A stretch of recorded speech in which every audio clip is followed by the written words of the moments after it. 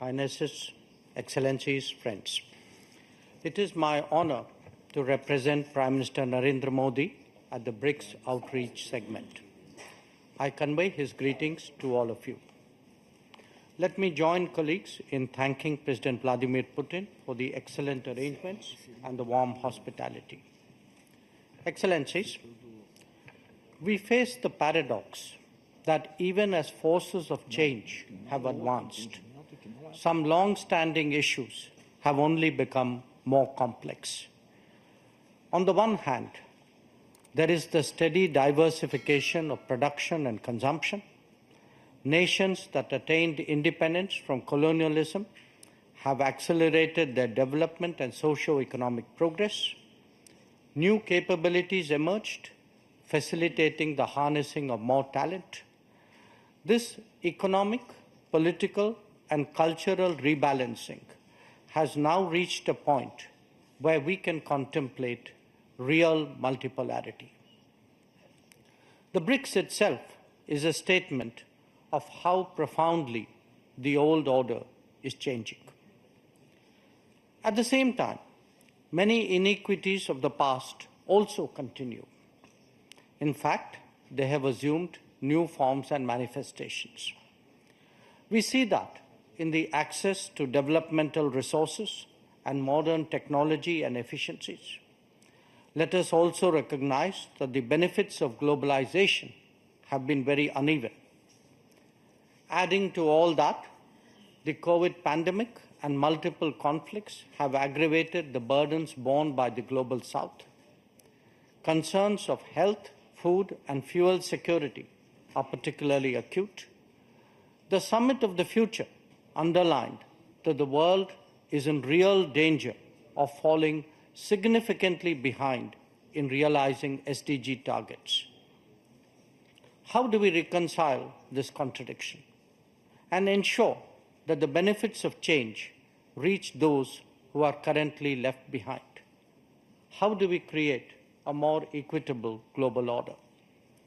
First, by strengthening and expanding platforms of an independent nature, and by widening the choices in different domains and minimizing undue reliance on those that can be leveraged. This is really where BRICS can make a difference for the Global South. Second, by reforming established institutions and mechanisms, especially the UN Security Council in the permanent and the non-permanent categories. So too, the multilateral development banks, whose working procedures are just as outdated as that of the UN. India initiated an effort during its G20 presidency, and we are glad to see that Brazil is taking it forward. Third, by democratizing the global economy through creating more production hubs. The COVID experience is a sharp reminder of the need for more resilient, redundant, and shorter supply chains. For essential needs, every region legitimately aspires to create their own production capabilities.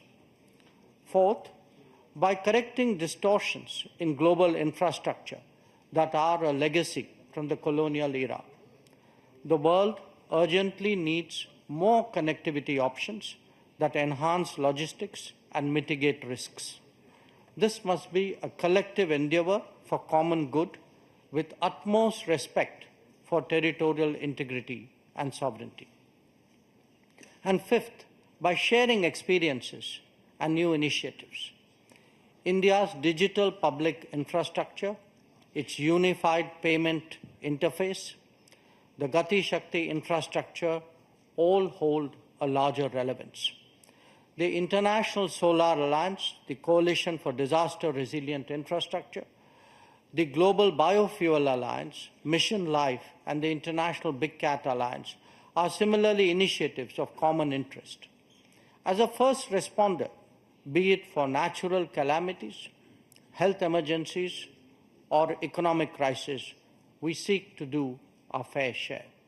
Excellencies, addressing conflicts and tensions effectively is a particular need of the day. Prime Minister Modi has emphasized that this is not an era of war. Disputes and differences must be settled by dialogue and diplomacy. Agreements, once reached, must be scrupulously respected. International law should be adhered to without exception, and there should be zero tolerance for terrorism. Excellencies, the situation in the Middle East, West Asia for us, is an understandable concern. There is a widespread anxiety that the conflict would spread further in the region. Maritime trade has also been deeply affected.